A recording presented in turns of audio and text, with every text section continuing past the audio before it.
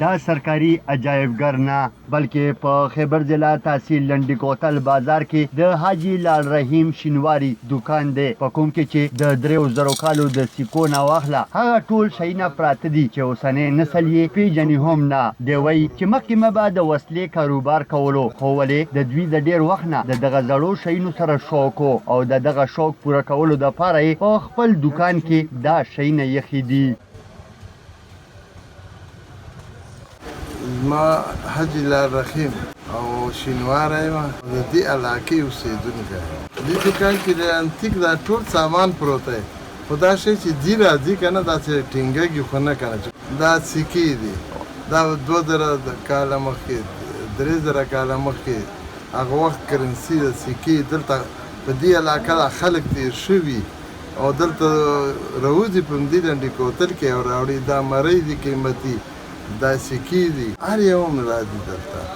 او بیا د یو ځای نه نه راځي د راسره ګاونډیان ملکونه د هر ځای نه هم راځي دلته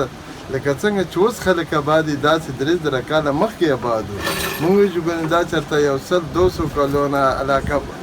هغه شوې نه دا د 3000 کالو مخکې تاریخونه او دا سامانونه دلته راوځي او پراته نو دې نه معلومه چې 3000 کاله مخکې دلته خلک تېر شوي دا ملاګورو طرف له دا زګغه دوی زیاته کړه چې خیبر ضلع د تاریخ د حوالې سره یو ځانګړی مقام لري مخکې به زاړه شیونه د دوی دکان نه د افغانستان نه هم راتلو ولې اوس پکې د خیبر ضلع خپل اثرات پراته دي. پخوا ډېر راتله بر ځای نه زیات په افغانستان نه راځي نو چې هغه دا کوم کانټاتار یې موږ ته ولګان اوس دلته خلک ټکه ټوکه کار کدا کاڼي او دا شیونه دلته راځي خو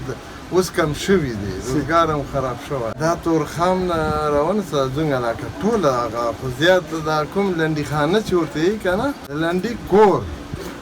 دا تورخام بونډري نه دلته اوبه دي دا دي پلو تورخان هغه پلو تورخام دلته یې خپله باچایي غوندې تېره شوې دا یو تاریخي ځای دی بیا د خیبره پورې خیبر کې هغه ټوپونه جوړ شوي ګډ ګډ برجونه ټوپې او دا دي که نه نو دلته د اثرات تېر دي دلته آباد شوي دلته تېر شوي دي الحمدلله دکان مې خپل دی څه حاجت مې نشته خو بس یو شوق هم دی یو اجرا هم ده دفتر هم دی